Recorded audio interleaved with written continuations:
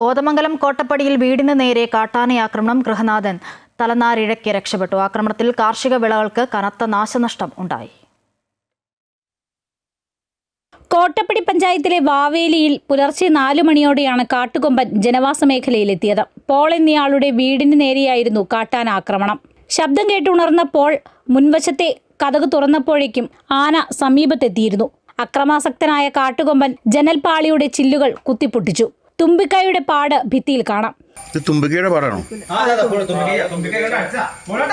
തുടർന്ന് തൊഴിലിടത്തിലിറങ്ങി വാഴകളും ജാതിത്തൈകളും കച്ചോലച്ചെടികളും നശിപ്പിച്ചു.